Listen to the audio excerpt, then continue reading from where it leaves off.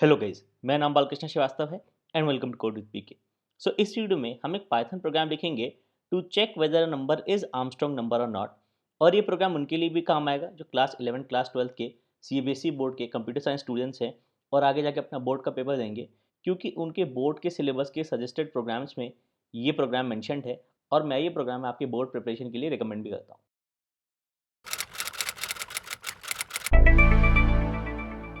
तो शुरू करने से पहले इट इज़ रिक्वेस्ट कि please please please please subscribe करिएगा मेरे चैनल को, क्योंकि मेरा चैनल नया है और आपका सपोर्ट, आपका सब्सक्रिप्शन बहुत ज़रूरी है।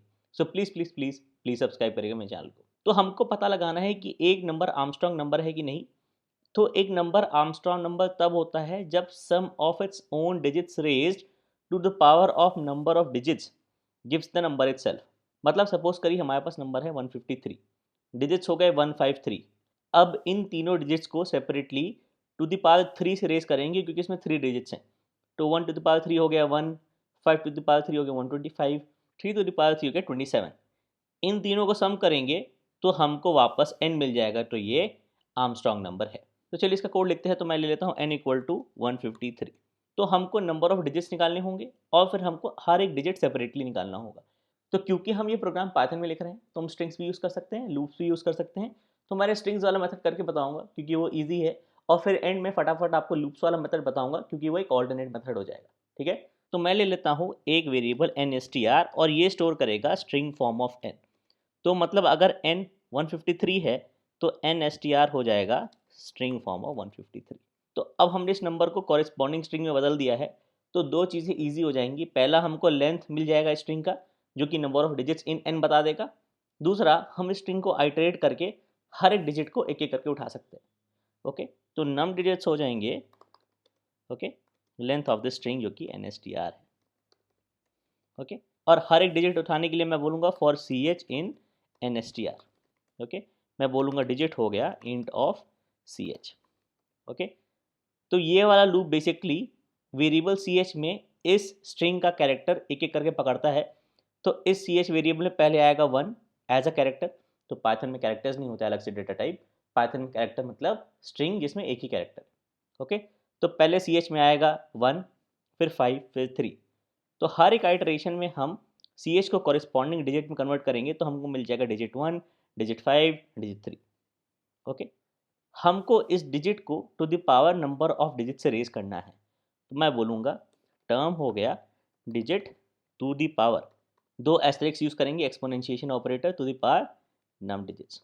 ओके, और इसको ऐड करना है एक सम में, तो मैं सम 0 ले लेता हूँ। मैं बोलूँगा sum plus equal to term.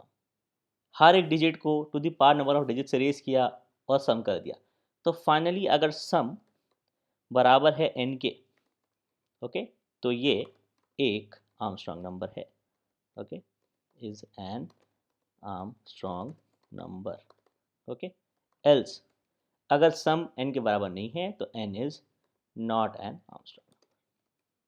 Okay, इसको मैं डिजिट str ले लेता हूँ। ओके, वेरिएबल जो है इसका नाम चेंज कर देता हूँ, ये ज़्यादा क्लियर लगेगा। ओके, चला के देखते हैं इसको 153 के लिए। तो मैं बोलूँगा Python 3 153 is an Armstrong number. एक और चलाते हैं 1634। ओके, दूसरा example 1634 is an Armstrong number. तो मल्टीपल टेस्ट केसेस में चलाने के लिए इसको एक फंक्शन में डाल देता हूँ। मैं बोलूँगा डेफ आर्मस्ट्रॉन्ग नंबर। ओके, लेगा एक इंटीजर n। ओके, यही वाला कोड कॉपी कर देते हैं फंक्शन में। ओके, टैब्स एडजस्ट करते हैं, राइट, इसको कमेंट कर देते हैं। ओके, तो एक बार मैं चला के देख लेता हूँ आर्मस्ट्रॉन्ग नंबर 153 के लिए। Okay, right. ओके, तो इस फंक्शन से मैं रिटर्न करूँगा ट्रू अब अगर ये इंटीजर n आर्मस्ट्रॉन्ग नंबर है, वरना रिटर्न करूँगा फॉल्स अगर ये नंबर आर्मस्ट्रॉन्ग नंबर नहीं है। Okay, right. तो अब इसको हटा देते हैं, इसको हटा देते हैं और इसको हटा देते हैं। ओके, तो अब ये फंक्शन क्या कर रहा है, ले रहा है इंटीजर n और रिटर्न कर रहा है ट्रू अगर ये इंटीजर एक आर्मस्ट्रॉन्ग नंबर है, रिटर्न कर रहा है फॉल्स अगर ये इंटीजर आर्मस्ट्रॉन्ग नंबर नहीं है। ओके, तो इसको हम कॉल करेंगे मल्टीपल केसेस के लिए। मैं लिखूंगा एक main, def main for I in range, start करते हैं 1 से जाते हैं 1000 तक। ओके, इफ़ आर्मस्ट्रॉन्ग नंबर, अगर ये value ith value Armstrong number है तो print Fi is an Armstrong number. Okay ठीक है, और ये मेन को बुलाते हैं. ओके सो 1 से 1000 के बीच में, लेस देन 1000 के बीच में जो भी नंबर्स आर्मस्ट्रॉन्ग नंबर होंगे वो प्रिंट हो जाएंगे. तो हमको ये वैल्यूज मिल गई Armstrong numbers. So 4 to power 3 हो गया 64, 7 to पावर 3 हो गया 343, दोनों का सम 407. ओके और आप बाकी भी चेक कर सकते हैं. ये सारे सिंगल डिजिट इसलिए आर्मस्ट्रॉन्ग नंबर है क्योंकि नंबर ऑफ डिजिट्स 1 है. तो कोई भी डिजिट को टू द पावर 1 करोगे आप तो वही डिजिट मिलेगा. तो 6 to the पावर 1 1 है, 2 to the पावर 1 1 है and so on single digit के लिए. ओके रेंज बढ़ाते हैं. ओके तो हमको मिला 1634 8208 9474. ऑलराइट एक बार रेंज और बढ़ाते हैं, तो हमको ये 3 नंबर्स और मिल गए. ओके तो ये था कोड टू चेक एक नंबर आर्मस्ट्रॉन्ग नंबर है कि नहीं, और ये कोड सीधा सीधा है, आप याद कर सकते हैं. एक ऑल्टरनेटिव मेथड लिख देता हूँ व्हाइल लूप्स यूज़ करके. तो इसको कॉपी करूँगा, पेस्ट करूँगा, इसको कमेंट कर देते हैं फिलहाल. ओके तो इसको कमेंट कर देते हैं. नम डिजिट्स हो गया 0. ओके हम व्हाइल लूप यूज़ करेंगे टू काउंट नम डिजिट्स. मैं लूँगा टेम्प बराबर n, फिर बोलूँगा while n is not equal to 0. Okay हर एक आइटरेशन में num digits plus equal to 1 and n equal to n integer division by 10. Okay ये स्टैंडर्ड तरीका है to count number of digits in an integer n. हम क्या कर रहे हैं, हम हर एक यूनिट्स डिजिट इंटीजर n से हटाते जा रहे हैं हर एक आइटरेशन में, और हर बार नंबर ऑफ डिजिट्स 1 से बढ़ाते जा रहे हैं. तो जैसे जैसे आप यूनिट्स डिजिट हटाओगे नंबर कम होता जाएगा और फाइनली 0 हो जाएगा.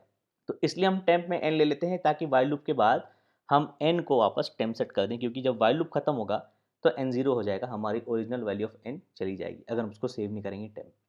ओके तो हमने नंबर ऑफ डिजिट्स तो काउंट कर लिया. अब सेम आइडिया लगाकर मैं पहले डिजिट निकाल लूँगा. Okay n% 10.